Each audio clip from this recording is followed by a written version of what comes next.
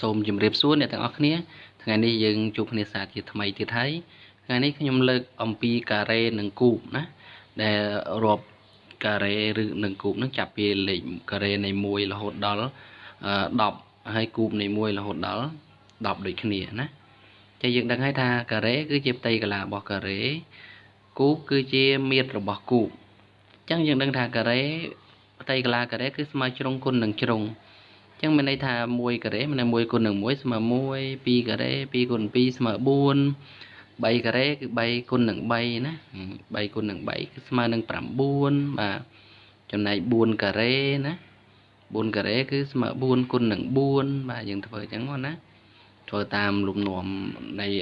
លក្ខណៈផ្ទៃកន្លះរបស់ការ៉េយើងណាអញ្ចឹង5ការ៉េគឺវាស្មើនឹង5គុណនឹង5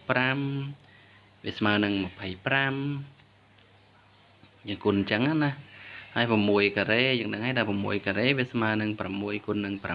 ញ្ចឹង6គុណនឹង6យើងឃើញថាវាស្មើនឹង36បាទใส่36មកណា7ការ៉េវាស្មើនឹង7គុណនឹង7បាទធ្វើវាអញ្ចឹងមកណាអត់មានអីពិបាកទេ7 ដង49បាទអញ្ចឹងយើងធ្វើវាមកចំណែក8ការ៉េយើងដឹងហើយថា8ការ៉េគឺយើងយក8គុណនឹង8ណា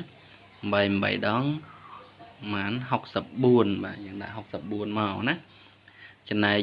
9យើងដឹងហើយថា9ការ៉េស្មើនឹង9គុណនឹង9បាទ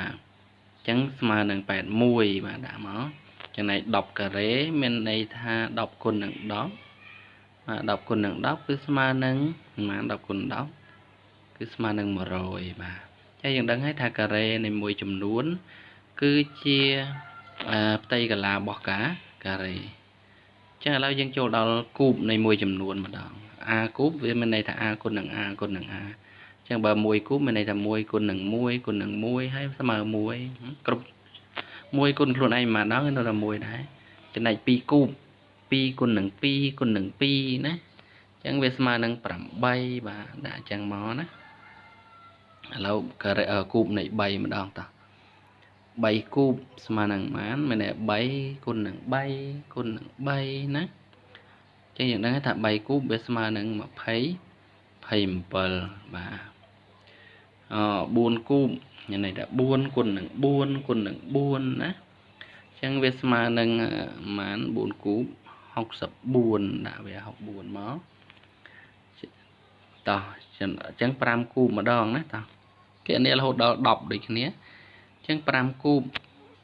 មានន័យថា5គុណនឹង5គុណនឹង5ណាវាស្មើនឹង125អញ្ចឹងយើងដាក់មក125តែមកយើងគណនា6គូបមកជាយើងដឹងហើយថាគូបនៃមួយចំនួនគឺជាមាត្ររបស់គូប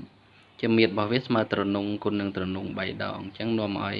គូបនៃ6គឺ6គុណនឹង6គុណនឹង6អញ្ចឹងទៅគឺស្មើនឹង216យើងដាក់អញ្ចឹងទៅណាយើងគុណបញ្ជាក់ផងខ្លាចខ្ញុំជួនកាលខ្ញុំគុណច្រឡំដែរអញ្ចឹងយើងអាចគុណបញ្ជាក់ទៅអញ្ចឹង7គុណនឹង7វាស្មើនឹង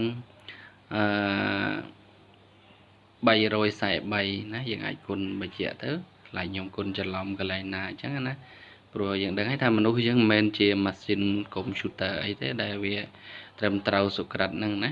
ជួនកាលវាមានភ្លៀងភ្លាត់អីជា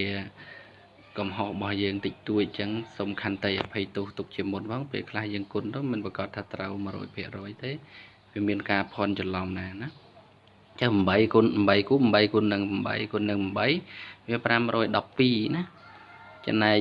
9គូបគឺ9គុណនឹង9គុណនឹង4វាឃើញថាស្មើនឹង729ណាចំណែក10គូបយើងដឹងថាវាស្មើនឹង10គុណនឹង10គុណនឹង10 3ដងវាស្មើនឹង1000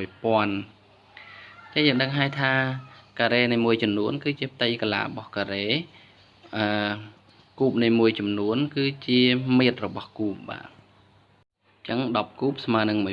បាទអញ្ចឹងអរគុណណាចំពោះការតាមដានវីដេអូរបស់ខ្ញុំតាំងពីដើមរហូតដល់ចប់ណាសូមកុំភ្លេចជួយចុច Subscribe ដើម្បីទទួលបានវីដេអូថ្មីៗជាបន្តទៀតបាទ